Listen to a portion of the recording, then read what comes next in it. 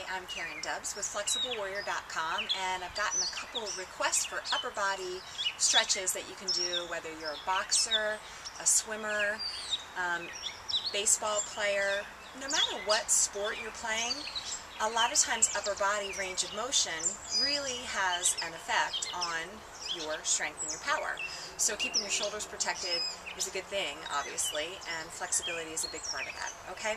So I'm going to share with you just a quick sequence that you can do before you go swimming, before a boxing match. You know, baseball players, this is good for you as well.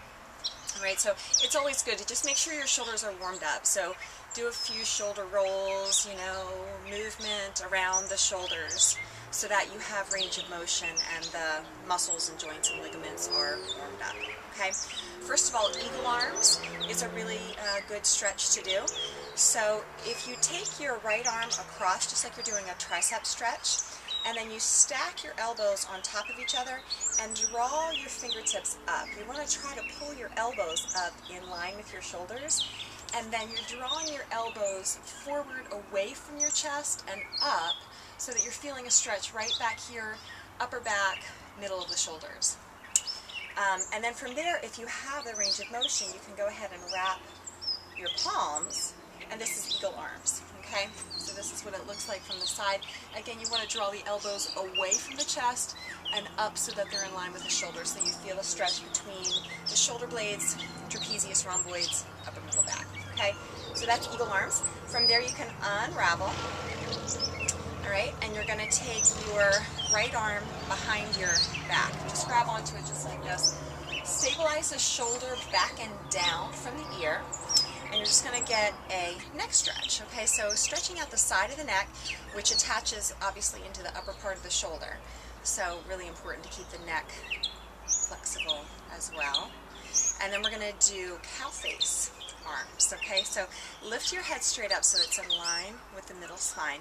And then take that hand and pull it up to the middle back. Now, if your shoulder is really tight, you might only be here. Okay, and that's okay. You might grab a towel or a stretch strap or something for this. If you take something in your hand and then work your fingertips towards each other. So let me real quick.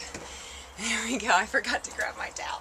So if you take the towel or the stretch strap or whatever in your left hand, grab onto it with your right hand back here and work your fingertips towards each other. So ultimately, maybe you'd be able to touch, you know, just like this with your fingertips, but if not, don't force it, okay? Just let your shoulder range of motion be where it is. And, you know, it might get a little bit more range of motion over time as you practice this, okay? Release out of that, roll the shoulders a few times. You know, you don't want to create tension with your shoulders, so let's get it on the other side. So eagle arms first, so you can take the opposite arm across, get that stretch, all right, and then stack the elbows, flip the palms up, draw the elbows up and wrap them around so that you're getting that stretch as you draw the elbows away from the chest and up. You'll feel it between your upper back and between the shoulder blades. Unravel, take the arm behind your back, grab onto it, get your neck stretch. So just make sure you're doing the other side. And that feels really good. Again, side of the neck into the top of the shoulder.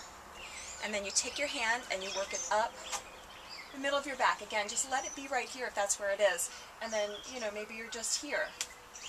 Okay? But ultimately you work those your fingertips towards each other so that maybe one day you'll be able to touch your fingertips. Don't forget what you're doing with your lower body and your core, okay? So you know that your power and strength really comes from your core, but also plant through your feet. So as you're doing these upper body stretches, know that grounding down through your feet and being grounded through your lower body as your upper body has that range of motion, strength, and power. All right, so abs are engaged, feet are pressing down. Unravel from that and roll out a few times. So just as an option then, one more stretch to do. Interlace your fingers behind your tailbone, open up through the chest, and this is just called chest expansion. So if you're feeling okay here, you can draw your palms towards each other to touch, and that's going to kind of pin open the chest and get you a little bit more of a stretch. And then as you lift the hands away from the tailbone, obviously you feel it a little bit more. Yes? Okay, opposing muscle groups. So from there, you want to interlace the fingers out in front, flip the palms away, press the palms away from the chest so that you're feeling a stretch again between the shoulder blades. Really actively push through the arms. So you're not just like pressing away gently, you're actively pushing away. And then release out of that, okay? So that's eagle arms, neck stretch, cow face arms. Make sure you do both sides. Chest expansion, upper middle back.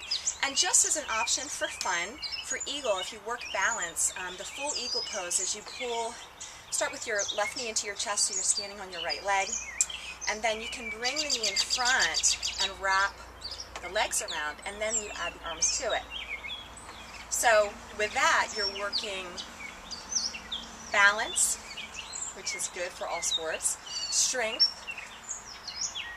mobility, you know, all of those components work together to really bring you to your peak performance and protect you from injury, okay? So those are just a few stretches that you can try. Again, really ideal to warm up first, then stretch, then go ahead and move on to your sport, okay? Always happy to take your requests, so please keep sending them. Thank you very much, and namaste.